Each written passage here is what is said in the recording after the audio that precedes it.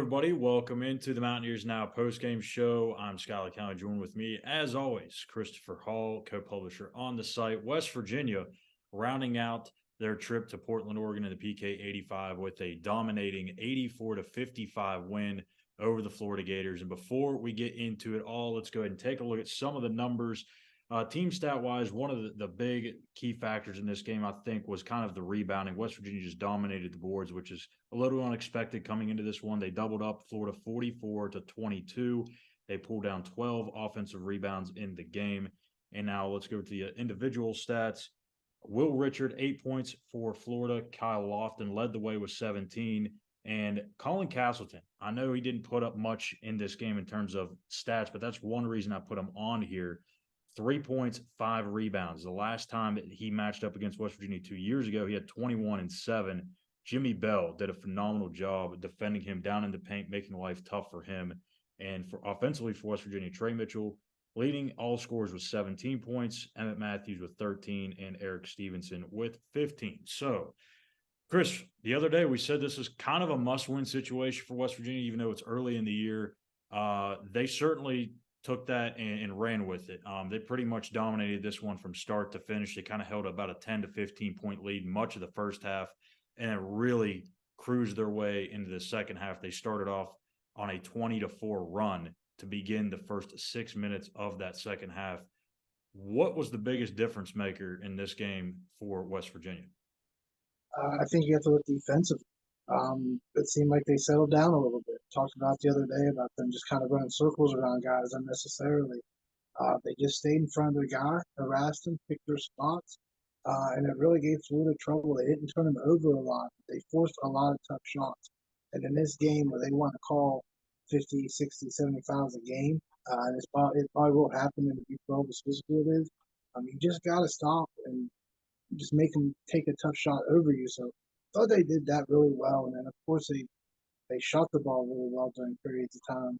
During periods of times, uh, when Florida really struggled. I think Florida twice, or at least 2 or 3 times, went over 4 minutes without scoring. That's when West Virginia's offense really amped up. I think in the second half they went on a 20-2 run. It was 14-2 run when Florida called a timeout, or 13-2 run when Florida called a timeout because they took away Emmett's three-pointer. But they came out of that timeout and went scored 7 straight. So stuff like that, like blood was in the water. They smelled it and they went after. So that's a big difference than what we've seen since Javon Carter Yeah. graduated out of the program. So been a while since you've seen that kind of killer instinct, and it was good to see it against a. I know that's a first-year head coach for Florida, but he's still a good head coach. Good to see them do a program like that. We owed Florida one on that one too. Yeah, I mentioned it kind of there in the beginning about Jimmy Bell. I mean, obviously he didn't light it up in the stat sheet, just 5 points and 6 rebounds on 1 of 3 shooting. And he's not really, he's not getting a ton of blocks, but he is doing a really good job of making a lot of those close shots a lot tougher than really, what we've seen over the last couple of years for West Virginia at that 5 spot. I mean, just how important has he been, and how important will he be if he continues to develop at this pace? He's asked to do a lot. He only played 14 minutes. He got 3 fouls. He's going to have to reduce that. But again, he's asked to do a lot. He's still learning to play with that weight. But yeah, he makes it tough on those other days. It definitely made it tough for Colin tonight. So he's important.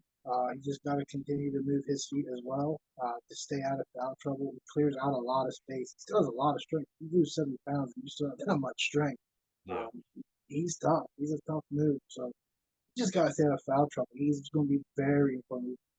I think we talked about it so much that the Big 12 and all the forwards in this league, as athletic as they are, they need someone like Mohamed Wagee. He's great. He's still young. He's really phenomenal around the rim. On both sides, he moves well and he can score, but you still need that other guy.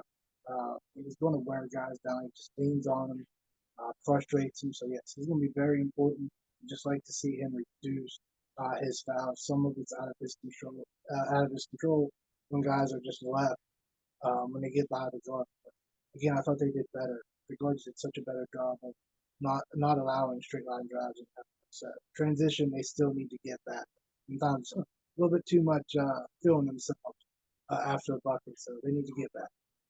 Yeah, I mean, Mo Wagi, I mean, I don't even think he played one of his better games. And you look at the stat sheet, and he almost has a double double, 8 points, 9 boards. I mean, that's pretty impressive. All his rebounds were in the second half.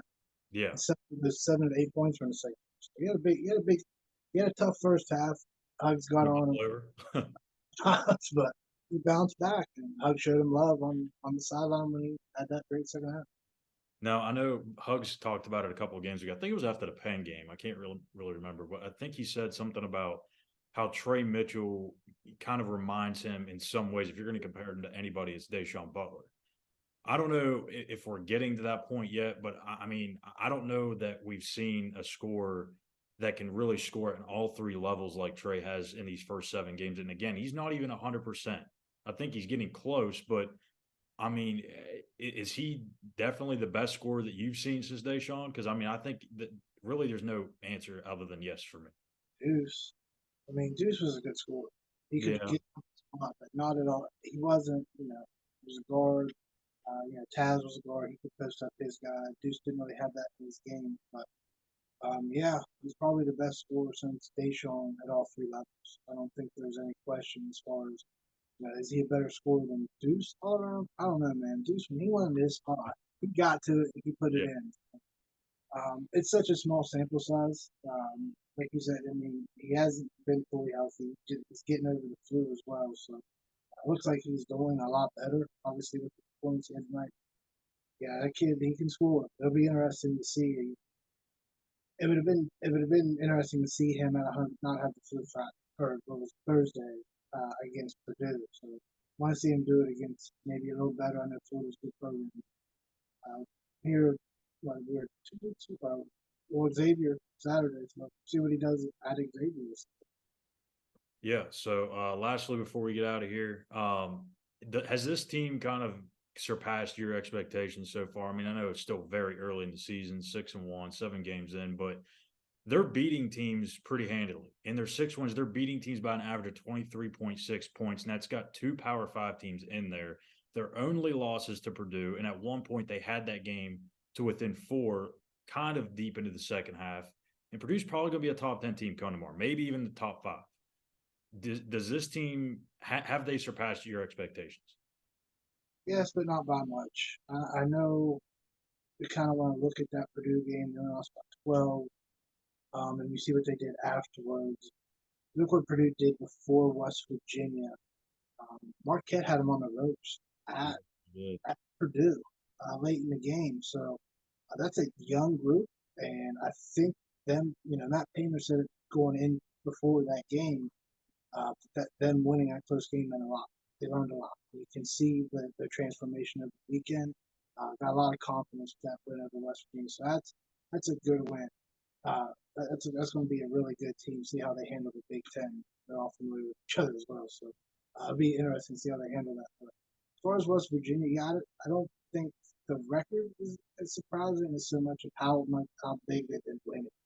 Um, again, we'd like to see a healthy West Virginia against Purdue and see where they kind of lay there. But I think we'll learn a lot more about this team come Saturday at Xavier. They took uh, Gonzaga. They took everyone to the limits this weekend.